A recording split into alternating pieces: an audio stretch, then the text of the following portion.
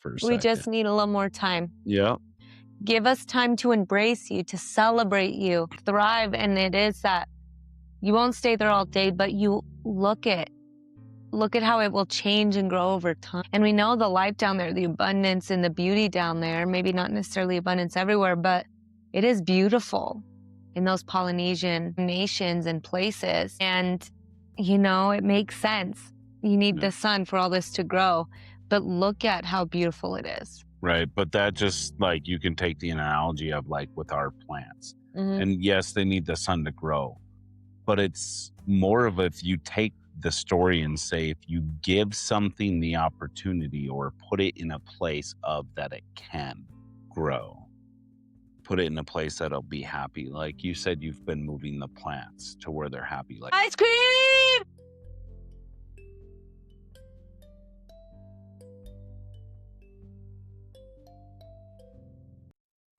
Hey everybody, welcome into Folklore and Flourish. You're here with Jane and Mark. Today is March 24th.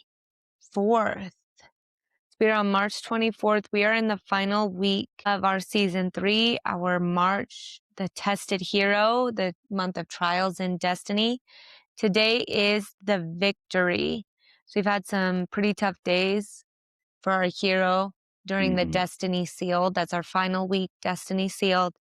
And now today we finally get to see our heroes in victory. And it may not be what we expect it to be, and it may not feel like we expect it to feel. But our theme of the day is triumph. Okay, so it's the victory and triumph. And we're going to read this through Egyptian, Hindu, Polynesian, and Greek folklore today. So we're going to listen to these 4 stories, and we'll see you after that.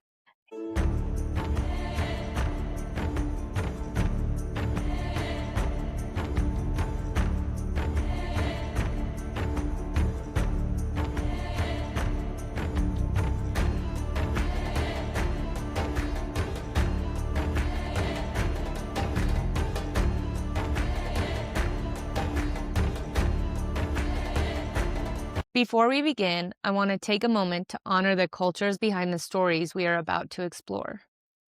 The tales shared here come from many peoples, lands, and traditions. I do not change these stories to fit modern expectations or to align with today's social standards. Instead, I present them as they were told, sometimes beautiful, sometimes harsh, sometimes challenging. We are not here to judge the past, but to understand it, to listen, to learn, and to honor the ancestors who carried these stories forward. We also share stories from various religious traditions. These are presented in their historical and spiritual context, with respect for their beliefs that they represent. Every culture deserves respect, context, and acknowledgement, and this space is dedicated to doing exactly that.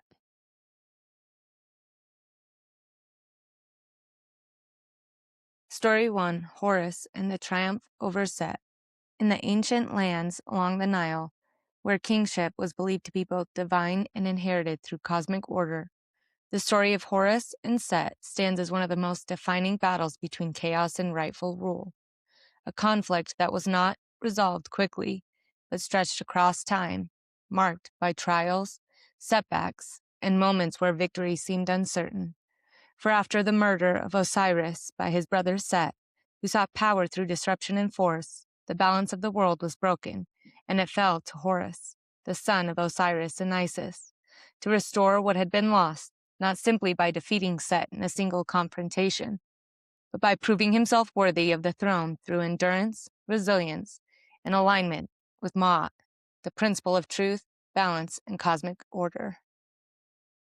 The battles between Horus and Set were many and varied, sometimes physical, sometimes symbolic, sometimes taking the form of contests judged by the gods themselves, where strength alone was not enough, and where cunning, patience, and persistence were required.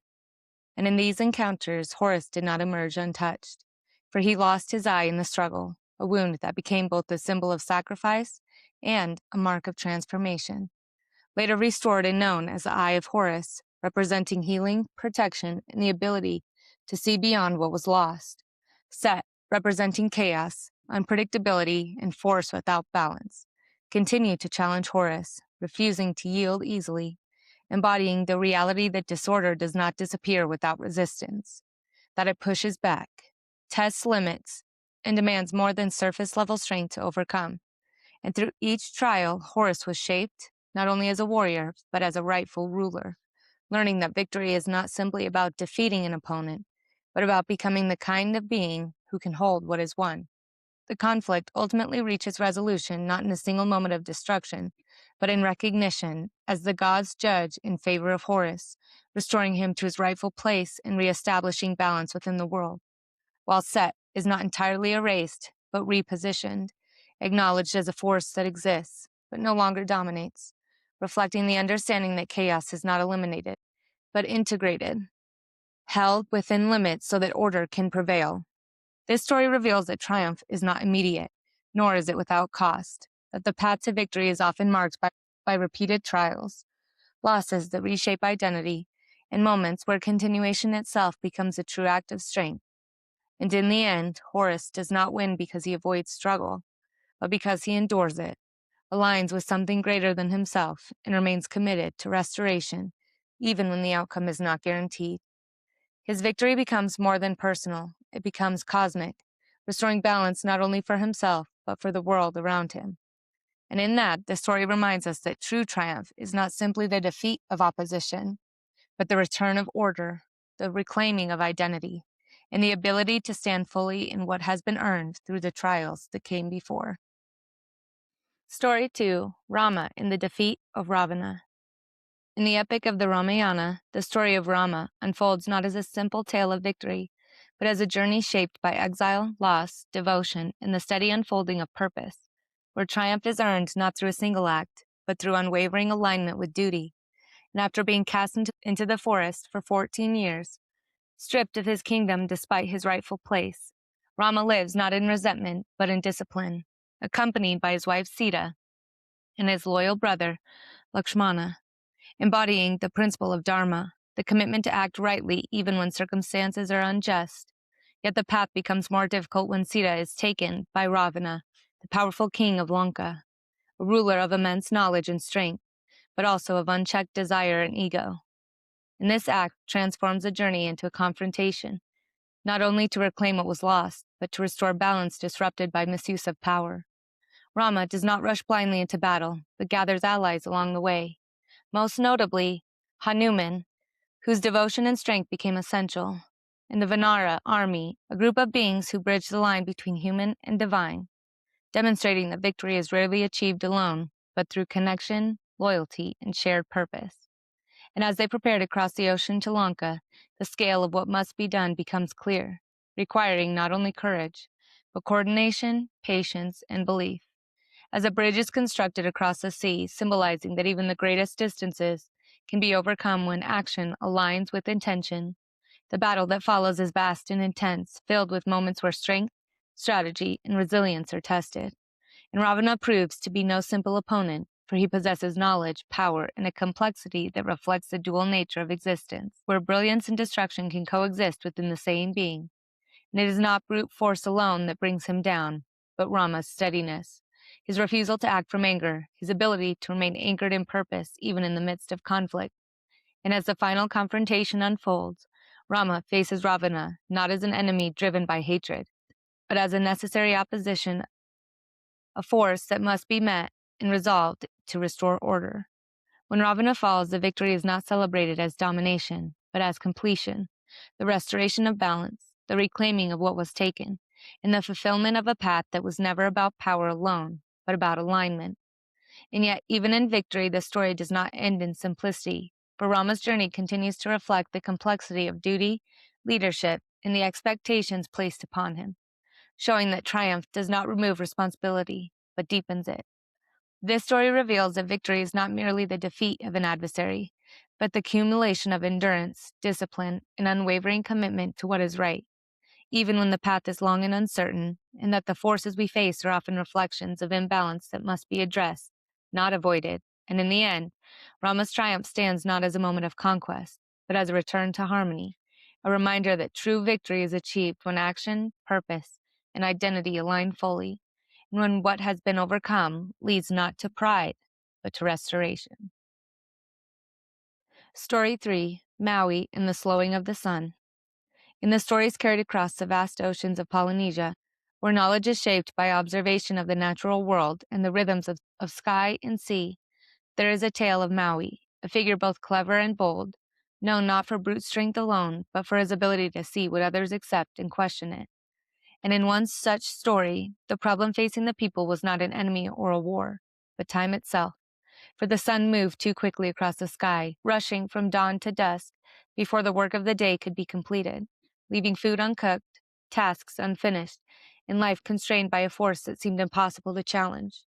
And while others accepted this as the way things were, Maui refused, seeing not inevitability, but imbalance. He watched the path of the sun, studied its movement, and formed a plan, not impulsively, but with intention, understanding that if something was to be changed, it required preparation.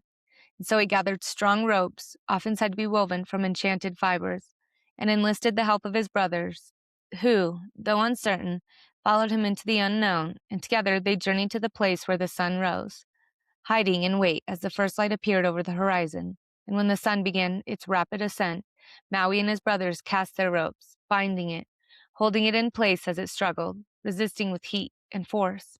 For the sun was not meant to be restrained, and the moment became one of tension, where persistence was tested against power.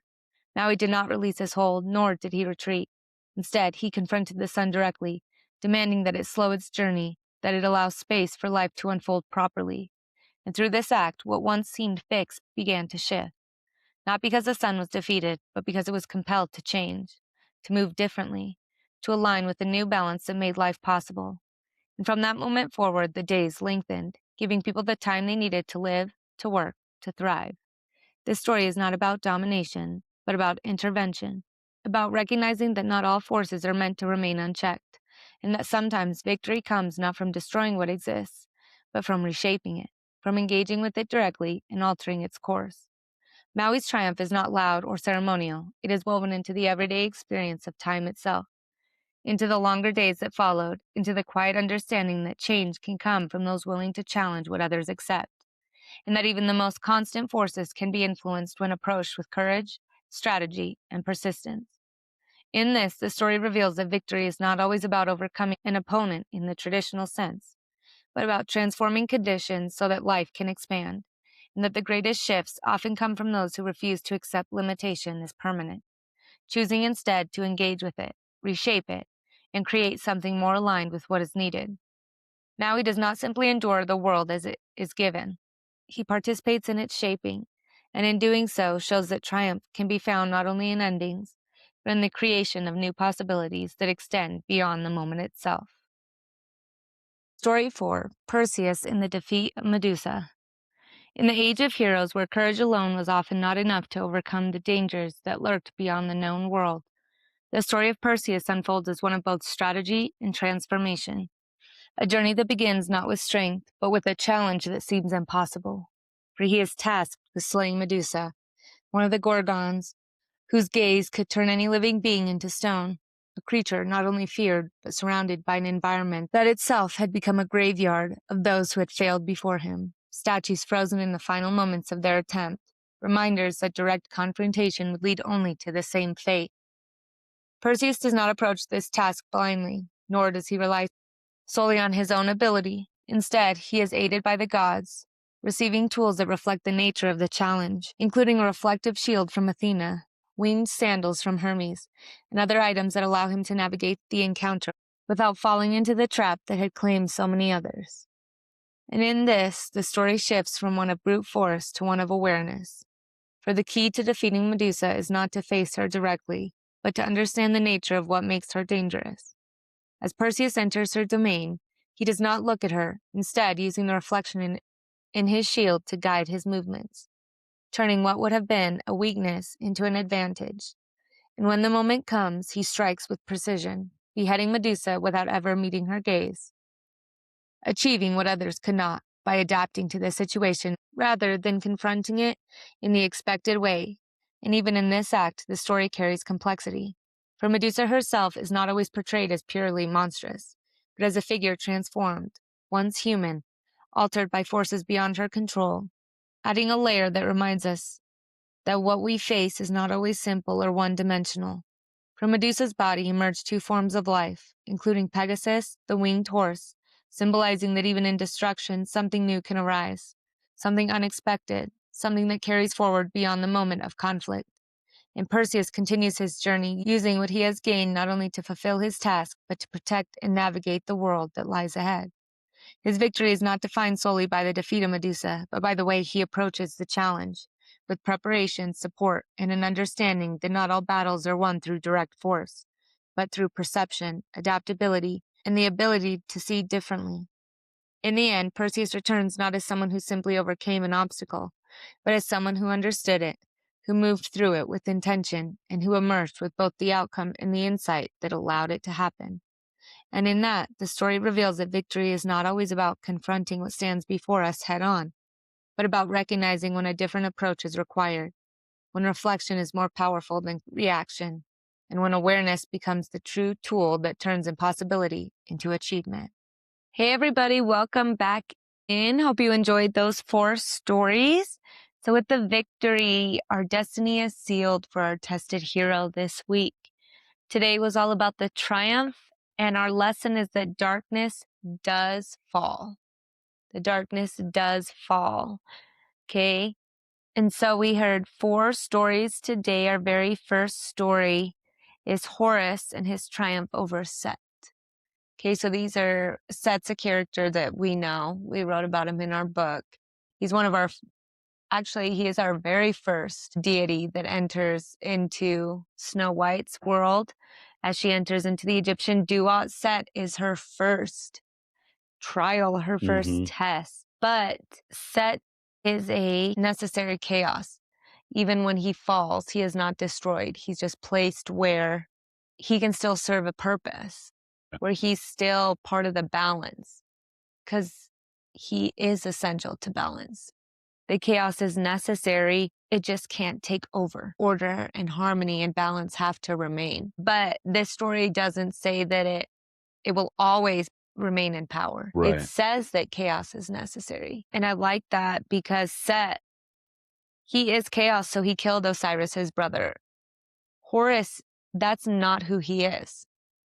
You know, he isn't the god of vengeance or anything like that. He's all about the light and being the rightful ruler. Right. So he doesn't even think about, well, he does think about destroying Set, but ultimately, what will that do to the balance of the world? I believe Ra is one of the people that talks him out of that, or has a discussion with him that gives him a different perspective in some interpretations. So even heroes think about crossing that line sometimes, but they do go to people that are wiser than them, or people that they admire and go, I don't know what to do. This is where I'm at. Sometimes they say, you know what you got to do. And other times they say there is another path. Don't they say the Eye of Horus? Because Horus and the other story with Odin, where he gives his eye up, like, don't they say that Horus does the same thing? So Horus's eye is taken from him. Oh, It's said to have been stripped from him by Set. In some interpretations, Set digs out his eye, and takes it. But I did look up the 3 eyes, okay? So the Eye of Horus represents protection, royal power, and good health in Egyptian mythology. Which that's what this is. If you guys are wondering, this is the Eye of Horus. And then the Eye of Ra symbolizes the sun god Ra's power and is often associated with vengeance and destruction. So that's why it's very important. Like, the Eye of Odin is different because he sacrifices his eye. Right. So his is representative of wisdom and knowledge. We get to see in our story, though, that Set has his companion, because Set actually has a unique animal with him. Yeah. Right? So we get to see Set and the Shah both in their chaotic beauty, but also not so much chaos, but rage. It's his rage in that royal responsibility. And it's definitely felt for sure. But story 2, the victory over Ravana. So Rama sent out into exile for 14 years. His wife's taken because of the jealousy of Ravana's sister. And then they end up getting her back. So it wasn't just brute strength, because he couldn't face him like that. He had to go at him with strategy. But it says right here that even in the midst of conflict, as the final confrontation unfolds, Rama faces Ravana not as an enemy driven by hatred, but as a necessary opposition, a force that must be met and resolved to restore order. So when Ravana falls, it's not really celebrated, it's just completion. The feeling of bringing things back into balance. You cannot avoid it anymore. And you will either walk away from here or you'll die here. So live or die, you're going into the battle of your life.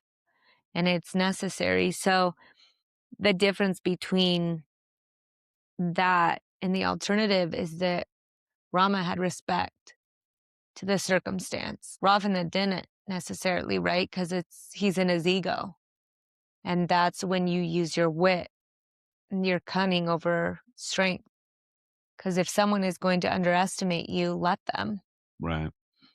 We shouldn't be telling people, hey, don't underestimate me. I can do this, this. I'm going to show you.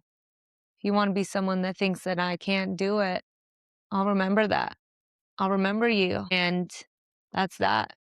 But I'm going to grow, I loved that. Story 3, the last time we saw Maui, he does something unforgivable, I believe, and he dies for it. Everything's done. He doesn't get a second chance. He doesn't get an opportunity to resolve that, at least in this realm, you know? But now this is a story where we get to see Maui as the hero, as the selfless, courageous, Why people deity. loved him, Right. So he didn't just use his force, right? He needed the strength. And his brothers, we know that culture is huge about that. It's everyone is holding.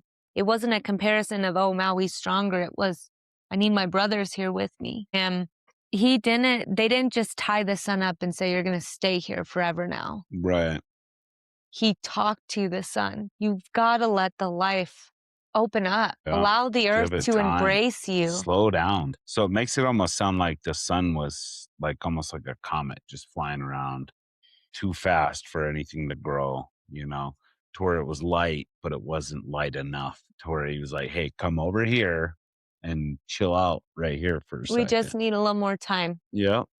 Give us time to embrace you, to celebrate you, thrive. And it is that you won't stay there all day, but you look at how it will change and grow over time. And we know the life down there, the abundance and the beauty down there, maybe not necessarily abundance everywhere, but it is beautiful in those Polynesian nations and places. And, it makes sense.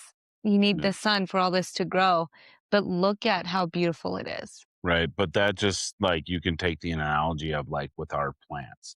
And yes, they need the sun to grow, but it's more of if you take the story and say, if you give something the opportunity or put it in a place of that it can grow, put it in a place that'll be happy. Like you said, you've been moving the plants to where they're happy. Like that thing, holy cow. Isn't it beautiful? That one is the most beautiful plant I think that we got of that kind. It's not it's taking back over as the mom, of that the spider thing is plant. just amazing. And it's so rich and green. It's so happy. And the pot, it's I'll show you how green I can get. The last time I had it like that is when it was producing babies left and right in my old house. That plant will stay there.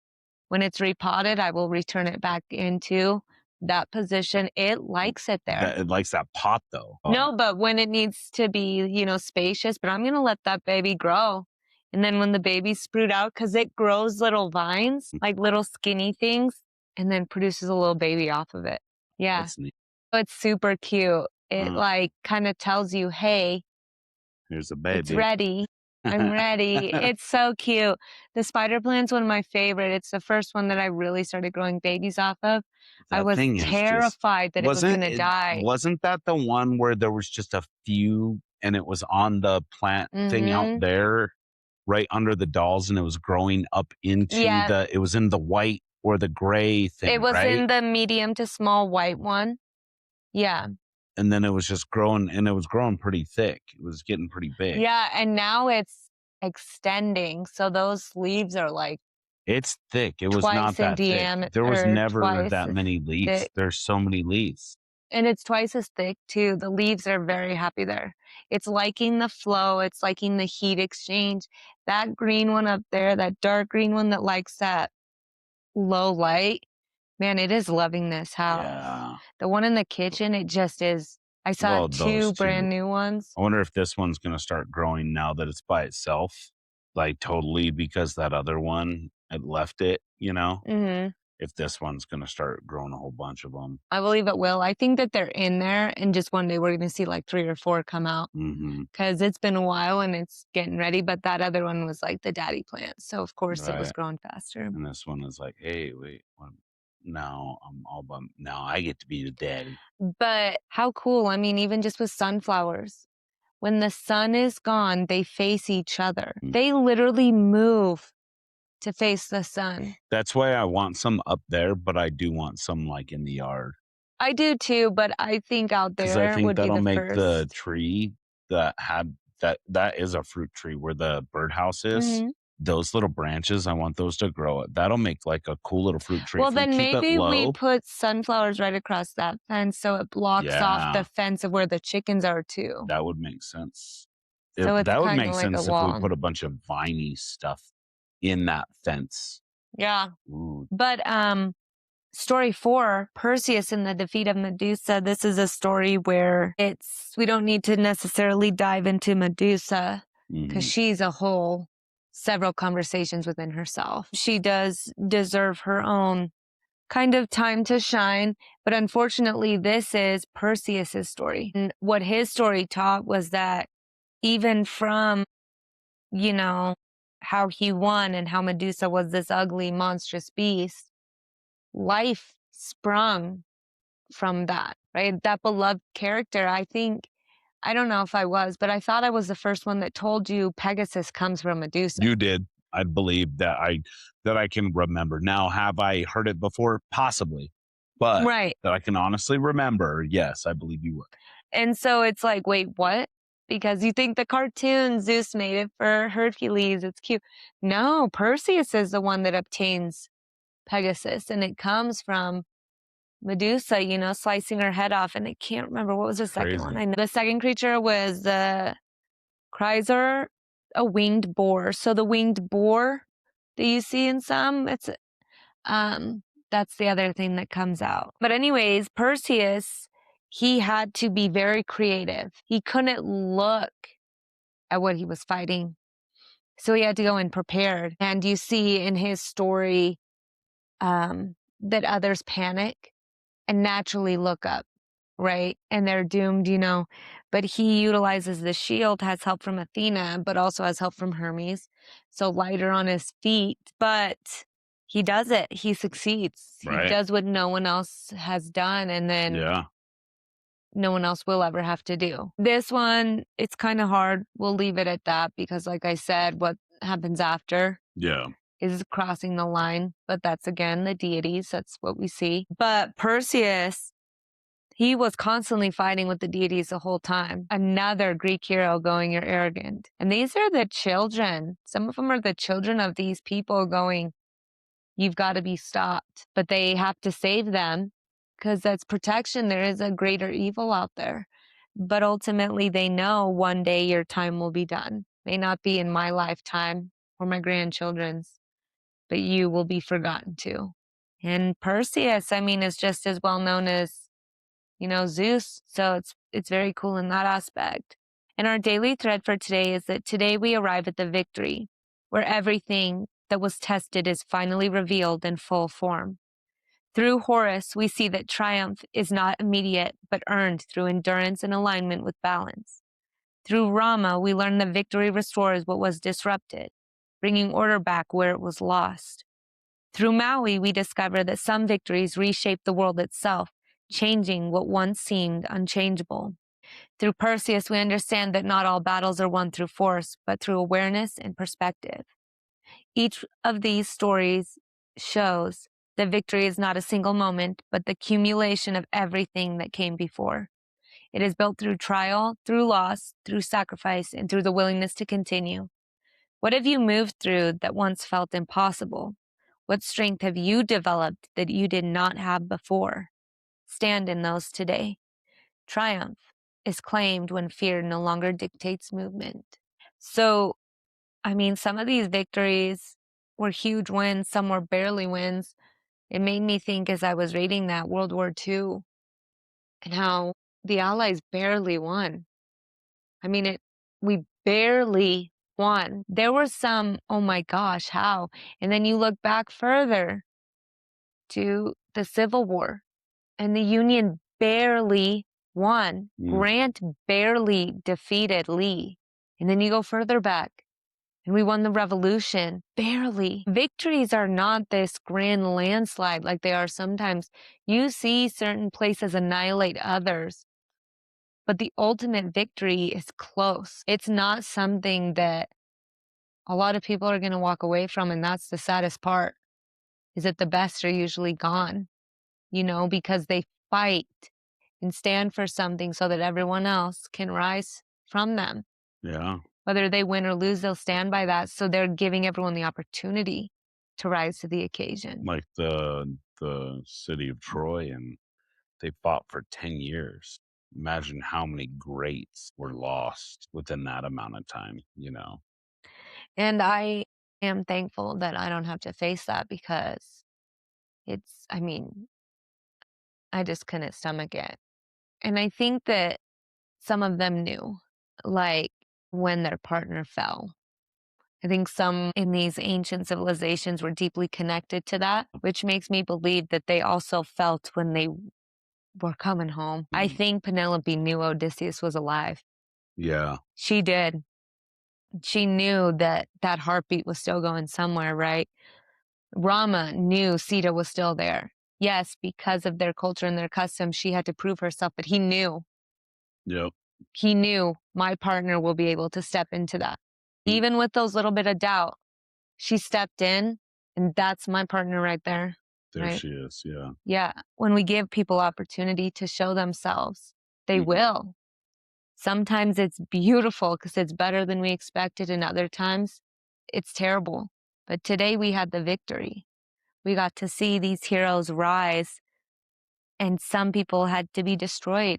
Some had to be negotiated with. Others, it was just completion. It's got to be balanced. And then some, you have to live with those people. Set is necessary, just like Loki was, even though the ending was clear. But then again, what if there's a greater evil out there and you need Set, right?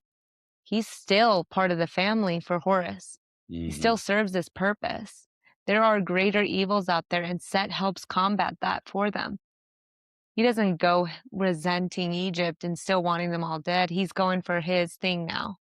This is where he is. And so, with all of that in mind, it was just kind of a beautiful little feeling to get to today after so much loss and sacrifice, and that feeling of, okay, give me a break. Let me have a win. Left or right, Twix, for sure. And sometimes it comes after the worst sacrifice that the universe goes, now you can have a win. And it doesn't feel like a win, because it's like, well, how can I celebrate now?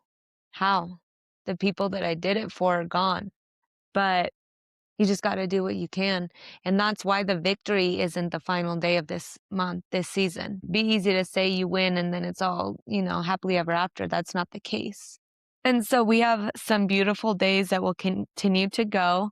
Right away after victory is usually, changing of leadership. So tomorrow we have the crown. Really like that a week from today, a week from victory, is probably like the most perfect thing that could be the week after is reflection, Right.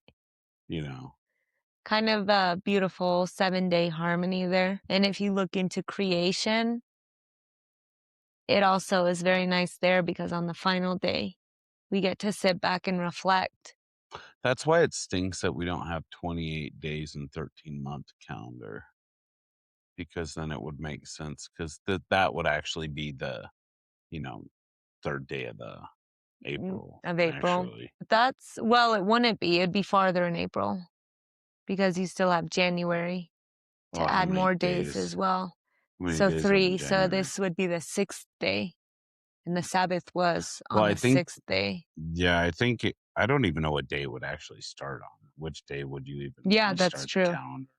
April 1st, so it would be like the If final it's a days new of the moon, year. yeah, like, I don't even know when that was supposed to be. Well, if it was April 1st, it would be the final day April of the 1st year. was the new year. No, that's what I'm saying, but if that's really what it was, reflection, it would be the final day, but 'tis not.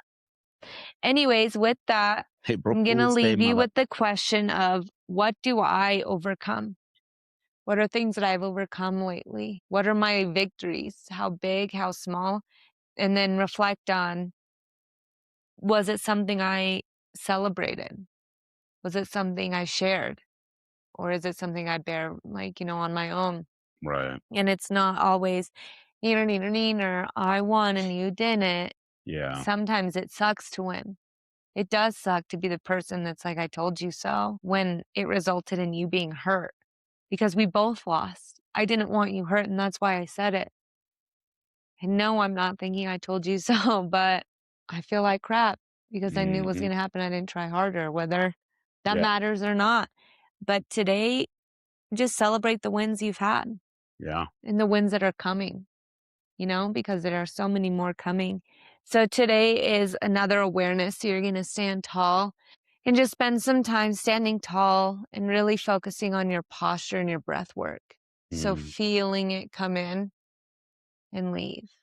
So you can do box breathing. There's so many fun, different kinds of breath work you could do. So I'm going to encourage you to go find one that you think is fun. Find one that matches your pattern because, that's Mhm. significant too. And just pay attention to your posture. How tall do you stand? Okay, so you are standing up. It would be nice to just do this, but feel your whole body.